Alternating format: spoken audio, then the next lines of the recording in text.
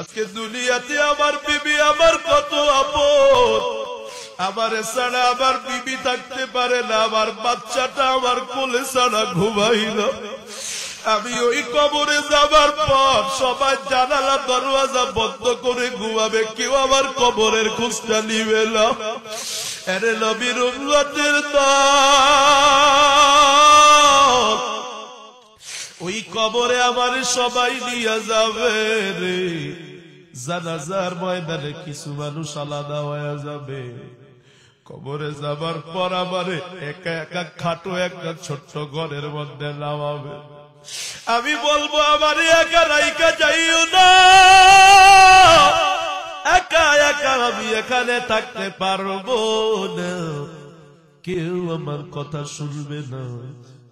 তিনটা মানুষ কবরে নামবে রে, নাইমা আমার পায়ের বাঁধনটা খুলে দিবে, বুঝাইতে চাইবে বেঁধে দিয়েছিলাম, পা দিয়া তুমি আর দাঁড়ানোর ক্ষমতা রাখো না, আর ওই পাটা দিয়া দাঁড়াইতে পারো।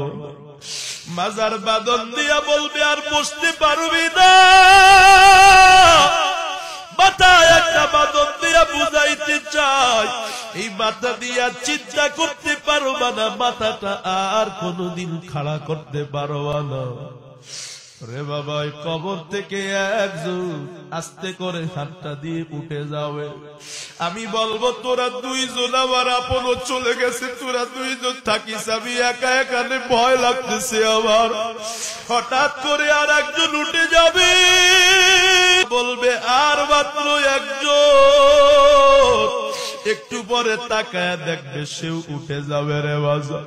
আপন আপন বলতে আবার কেউ না। ছেলে মেয়ে যদি ভালো হয় দাঁড়ায় দাঁড়ায় কোরআন পড়বে, আমার জন্য দোয়া করবে। আর ছেলেটা যদি কোরআনওয়ালা না হয়, এমনও তো ঘটনা আছে রে।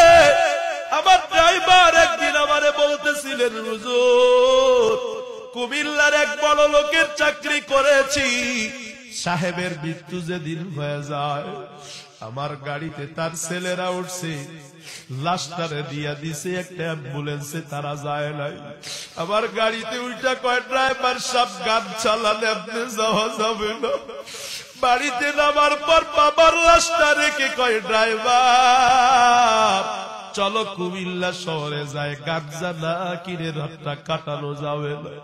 বাবার লাশটা সকালে জানাজা, ছেলেগুলা রাত্রে ভর গান বাজনা বাজায় আর নেশা করে আর ফুর্তি করে, একটু ফোটাও অনুভূতি নাই।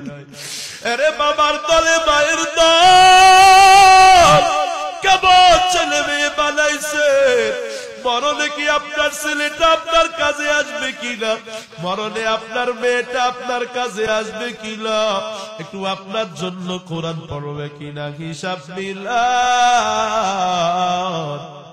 সাবধান, হিসাব না মিলা কেউ ভয়ঙ্কর কবরে যাইও না।